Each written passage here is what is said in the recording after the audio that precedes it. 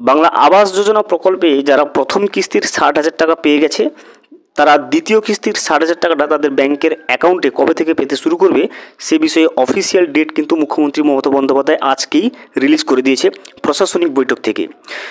বৃহস্পতিবার অর্থাৎ 22শে মে থেকে বাংলার বাড়ি প্রকল্পের অর্থাৎ বাংলা আবাস যোজনা প্রকল্পের যারা প্রথম কিস্তির টাকা পেয়ে গেছে তাদের দ্বিতীয় কিস্তির টাকা বৃহস্পতিবার থেকে কিন্তু তাদের অ্যাকাউন্টে ছাড়া শুরু করবে। সেটা কিন্তু অফিসিয়াল ডেট আজকেই রিলিজ করেছে। কারা এইবারে দ্বিতীয় কিস্তির টাকা পেতে চলেছে 60,000 টাকাটা, কোন লেভেল পর্যন্ত বাড়ি তৈরি করলে তবে কিন্তু আপনি দ্বিতীয় কিস্তির টাকা পাবেন, এছাড়া পিডব্লিউ এর লিস্টে নাম থাকলে প্রথম কিস্তির 60,000 টাকাটা কবে পাবেন সে বিষয়েও কিন্তু মুখ্যমন্ত্রী মমতা বন্দ্যোপাধ্যায় জানিয়ে দিয়েছেন আনুষ্ঠানিকভাবে। সমস্ত বিষয়টা আমরা আজকের এই রিপোর্টে বিস্তারিতভাবে জেনে নেওয়ার চেষ্টা করব। ভিডিওটি বিস্তারিতভাবে দেখে নেওয়ার আগে ছোট্ট একটা অনুরোধ, যদি চ্যানেলে নতুন হয়ে থাকেন অবশ্যই চ্যানেলটা সাবস্ক্রাইব করে রাখবেন এবং নোটিফিকেশনটা অল করে রাখবেন এই ধরনের সমস্ত আপডেট সবার আগে পাওয়ার জন্য। চলুন আজকের আপডেটটা আমরা বিস্তারিতভাবে দেখে নিই। কথা দিয়ে আরও একবার সেই প্রতিশ্রুতি পূরণ করলেন মুখ্যমন্ত্রী মমতা বন্দ্যোপাধ্যায়। তিনি বলেছিলেন মে মাস থেকে বাংলার বাড়ি প্রকল্পের উপভোক্তাদের দ্বিতীয় কিস্তির টাকা দেওয়ার কাজ শুরু হবে। সেই অনুযায়ী বৃহস্পতিবার থেকে বাংলার বাড়ি প্রকল্পের 12 লক্ষ পরিবারকে বাড়ি তৈরির জন্য দ্বিতীয় কিস্তির টাকা দেওয়া শুরু হবে। দেখতে পাচ্ছেন বাংলা আবাস যোজনা প্রকল্পে অর্থাৎ বাংলার বাড়ি প্রকল্পে যারা প্রথম কিস্তির 60,000 টাকা পেয়ে গেছে এবং লিন্টন পর্যন্ত বাড়ির কাজ সম্পূর্ণ করে ফেলেছে, ওই সমস্ত উপভোক্তাদের ক্ষেত্রে তাদের দ্বিতীয় কিস্তির টাকাটা বৃহস্পতিবার থেকে কিন্তু ছাড়তে শুরু করবে। অর্থাৎ বৃহস্পতিবার থেকে দ্বিতীয় কিস্তির টাকা উপভোক্তাদের ব্যাংকের অ্যাকাউন্টে ক্রেডিট হতে শুরু করবে। মঙ্গলবার মুখ্যমন্ত্রী মমতা বন্দ্যোপাধ্যায় উত্তরবঙ্গের প্রশাসনিক সভা থেকে এই টাকা দেওয়ার আনুষ্ঠানিক সূচনা করলেন। পরে তিনি এক্স হ্যান্ডেলে জানান, আমরা গর্বিত, রাজ্য সরকার সম্পূর্ণ নিজের টাকায় বাংলার বাড়ি প্রকল্পে বাংলার 12 লক্ষ গরিব যোগ্য পরিবারকে বাড়ি তৈরি করে দিচ্ছে। বাড়ি তৈরির জন্য পরিবার পিছু 2 কিস্তিতে 1,20,000 টাকা দিচ্ছে প্রশাসন। সমাজ মাধ্যমে মুখ্যমন্ত্রী আরও জানান, প্রথম কিস্তির জন্য 2024-এর ডিসেম্বরে 7,200 কোটি টাকা খরচ করা হয়েছিল। দ্বিতীয় কিস্তির জন্য 7,200 কোটি টাকা উপভোক্তাদের ব্যাংক অ্যাকাউন্টে চলে যাবে। এখানেই শেষ নয়, আরও 16 লক্ষ যোগ্য পরিবারকেও রাজ্য সরকার বাংলার বাড়ি প্রকল্পের বাড়ি করে দেবে। তাদের প্রথম কিস্তির টাকা ডিসেম্বর মাসে দেওয়া হবে। দ্বিতীয় কিস্তির টাকা তারা পেয়ে যাবেন 2026 সালের মে মাসের মধ্যে। এই প্রকল্পের সুবিধা যারা পেয়েছেন তাদের প্রত্যেককেই মুখ্যমন্ত্রী অভিনন্দন জানিয়েছেন। দেখতে পাচ্ছেন প্রথম কিস্তির টাকা আপনি যদি পেয়ে থাকেন এবং লিন্টন পর্যন্ত বাড়ির কাজ কমপ্লিট করে দিয়ে থাকেন, তাহলে প্রথম কিস্তির টাকা পাওয়ার পরে দ্বিতীয় কিস্তির টাকাটা আপনার ব্যাংকের অ্যাকাউন্টে যেটা ছাড়বে রাজ্য সরকার ঘোষণা করেছে বৃহস্পতিবার থেকে অর্থাৎ 22শে মে থেকে কিন্তু টাকাটা অ্যাকাউন্টে ক্রেডিট হতে শুরু করবে। এবারে যারা পিডব্লিউ লিস্টে তাদের ব্যাপারে যেটা বলেছে, পিডব্লিউ লিস্টে নাম থাকলে যারা প্রথম কিস্তির টাকার জন্য অপেক্ষা করছেন তাদের প্রথম কিস্তির টাকা ডিসেম্বর মাসে দেওয়া হবে এবং প্রথম কিস্তি টাকার পাওয়ার পরে দ্বিতীয় কিস্তির টাকাটা কিন্তু 2026 সালের মে মাসের মধ্যে দিয়ে দেবে রাজ্য সরকার। সেটা কিন্তু আনুষ্ঠানিকভাবে কিন্তু মুখ্যমন্ত্রী মমতা বন্দ্যোপাধ্যায় ঘোষণা করে দিয়েছেন। আমরা দেখলাম যে এই রিপোর্টে বাংলা আবাস যোজনা প্রকল্পে যারা প্রথম কিস্তির টাকা পেয়ে গেছে, দ্বিতীয় কিস্তির টাকা কিন্তু যে 60,000 টাকাটা সেটা কিন্তু উপভোক্তাদের ব্যাংকের অ্যাকাউন্টে বৃহস্পতিবার থেকে অর্থাৎ 22শে মে থেকে অ্যাকাউন্টে ক্রেডিট হতে শুরু করেছে।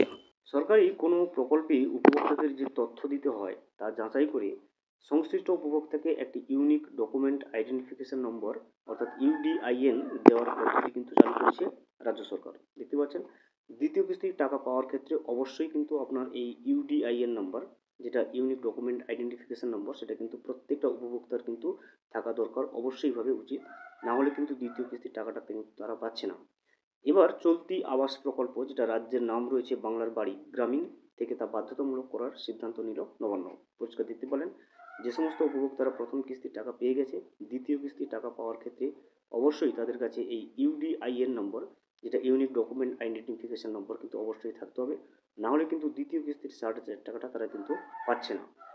সরকারের নীতি প্রকল্পে দ্বিতীয় কিস্তির টাকা পেতে গেলে উপভোক্তার এই ইউডিআইএন থাকতেই হবে, সেই মতো পদক্ষেপ করার নির্দেশ কিন্তু পঞ্চায়েত দপ্তরকে দিয়েছে নবান্ন শীর্ষ মহল। বিশেষজ্ঞদের একাংশ মনে করেছেন যে এতে বারবার নথি প্রমাণ দেওয়ার ঝুঁকি যেমন সামলাতে হবে না উপভোক্তাকে, তেমনই সরকারি প্রকল্পে টাকা বেহাত হওয়াটাও কিন্তু অনেকটা ঠেকানো যাবে।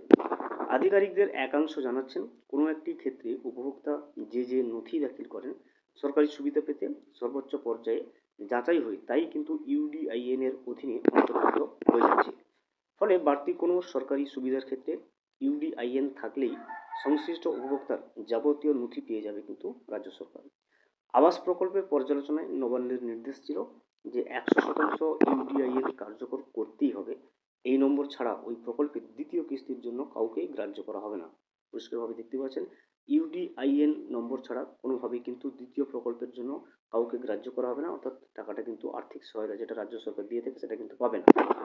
গত 19 এপ্রিল পর্যন্ত সরকারি তথ্য বলছে আবাসের প্রথম কিস্তির টাকা পাওয়া 12 লক্ষ উপভোক্তার মধ্যে 11,73,500 জনের ইউডিআইএন হয়ে গিয়েছে। বাকি রয়েছে 26,500টি তৈরির কাজ।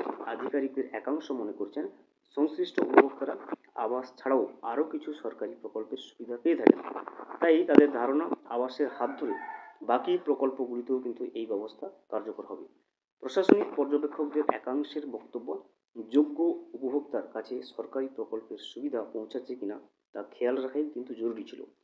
কারণ 100 দিনের কাজ, আবাস ইত্যাদি প্রকল্পে একের টাকা অন্যের কাছে পৌঁছানোর অভিযোগ ভুরি ভুরি কিন্তু উঠেছে। অযোগ্য অনেকেই যোগ্যদের বঞ্চিত করে সুবিধা পেয়েছিল বলে সরব ছিলেন বিরোধীরাও। এই প্রকল্পগুলিতে গত কয়েক বছর ধরে যে কেন্দ্রীয় অনুদান বন্ধ রয়েছে তার নেপথ্যে এটা অন্যতম প্রধান কারণ ছিল। যদিও ভোট প্রতিশ্রুতি মেনে আবাসের টাকা দেওয়া শুরু করেছে রাজ্য নিজেই, তবে ভবিষ্যতে কেন্দ্রের বরাদ্দ চালু হওয়ার আশা থেকে রাজ্যের এই পদক্ষেপও কিন্তু গুরুত্বপূর্ণ। আবার অর্থকর্তাদের একাংশের বক্তব্য, সরকারি কোষাগারের উপরে বিপুল চাপের প্রেক্ষিতেও কিন্তু ইউডিআইএন এর নীতি গুরুত্বপূর্ণ। কারণ 12 লক্ষ উপভোক্তার প্রথম কিস্তি বাবদ 7,200 কোটি মাথা পিছু কিন্তু 60,000 টাকা হিসেবে টাকা দেওয়া হয়েছে। দ্বিতীয় কিস্তিতেও সমান অর্থ দিতে হবে। আবার তালিকাভুক্ত আরও 16 লক্ষ উপভোক্তাকে বাড়ি তৈরির টাকা দেওয়ার ঘোষণাও কিন্তু মুখ্যমন্ত্রী মমতা বন্দ্যোপাধ্যায় পূর্বেই করেছে। তাতে আরও প্রায় 19,200 কোটি টাকা খরচ হতে হবে রাজ্য সরকারকে। এছাড়াও রয়েছে লক্ষ্মীর ভাণ্ডার সহ একাধিক খরচ সাপেক্ষ প্রকল্পের ভার। এই অবস্থায় একটি টাকার অপচয়ও সরকারের পক্ষে মেনে নেওয়া সম্ভব নয়। এক কর্তার কথায়, সরকারি অনুদান প্রকল্পগুলি চালাতে টাকার সংস্থান কতটা জরুরি তা কিন্তু শিল্পী উৎসাহ ছাড়া ইনসেন্টিভ প্রত্যাহার থেকে স্পষ্ট। তার সমান্তরালে ইউডিআইএন এর পদ্ধতিও কিন্তু জরুরি ছিল।